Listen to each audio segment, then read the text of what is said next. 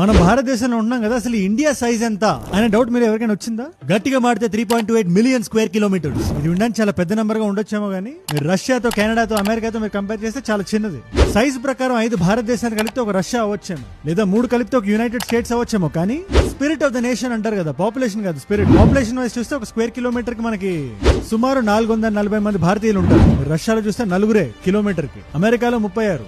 But ఈ size, population ఇది కాదు కదా ఒక దేశం గొప్పతనం ఏంటో చెప్పేది. స్పిరిట్ అని ఒక మాట అంటారు. అది మన దేశపు కల్చరల్ హెరిటేజ్ చూసుకుని మనకు వచ్చే ఒక ధైర్యం. క్రైసిస్ వచ్చినప్పుడు ఒకరి పక్కన ఒకరు నిలబడతాం, ఒకరి చేతిలో ఒకరు పట్టుకుంటాం అనే ఒక నమ్మకం. అండ్ ఇవాళ మన భారతీయులందరికీ ఆ నమ్మకాన్ని చూపించే టైం వచ్చింది. మోదీ గారు వారణాసిలో ఒక స్పీచ్ ఇస్తూ ఒక మాట అన్నారు, పార్టీలకు అతీతంగా అందరం కలవాల్సిన టైం వచ్చింది, మనం అంటే ఏంటో చూపించాల్సిన టైం వచ్చింది.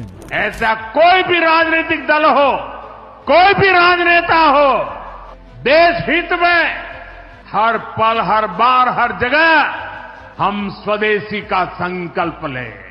ట్రంప్ గారి పేరు వాడలేదు కానీ ఆయన్నే ఉద్దేశించారు. ఇక్కడ ఈ రీసెంట్ టారిఫ్ డ్రామా ఇదంతా నడుస్తుంది కదా, భారతదేశం మీద 25% టారిఫ్ వేసి దేశాన్ని డెడ్ ఎకానమీ అని పిలిచి, మీరు మీ బార్డర్ దాటొచ్చి మా దేశానికి వచ్చి అమ్మే అధికారం మీకు లేదని చెప్పి ఆయన అంటున్నాడు కదా, ట్యాక్స్ వేస్తా అని. ఎటువంటి ఫౌండేషన్, ఎటువంటి లాజిక్ లేకుండా దేశాన్ని ముంచేద్దామని చూస్తున్నాడు కదా. ఇలాంటి టైంలో అరిచేతిని పైకి చూపించి ట్రంప్ లాంటి వ్యక్తిని అర్థించకూడదు. మన కోసం మనం నిలబడాలి, మన సామాన్లు మనం కొనాలి. ఓన్లీ బై స్వదేశీ గుడ్స్. ముఖ్యంగా ఇలాంటి టైంలో పండుగలు వస్తున్నాయి, పెళ్లిళ్ళు వస్తున్నాయి, హాలిడేస్ వస్తున్నాయి, అందరం ఫ్యామిలీ అంతా బయటకు వెళ్ళి కొంటాం కదా సామాన్లు. ఆ సామాన్లు కొనేటప్పుడు ఒక ఎక్సైజ్ చేయండి చాలు. ఇది ఎంత డిస్కౌంట్ లో ఉందో చూడడంతో పాటు ఇది ఎక్కడ తయారైందో కూడా చూడండి. దీని వెనకాల ఒక భారతీయుడు కష్టపడ్డా లేదా?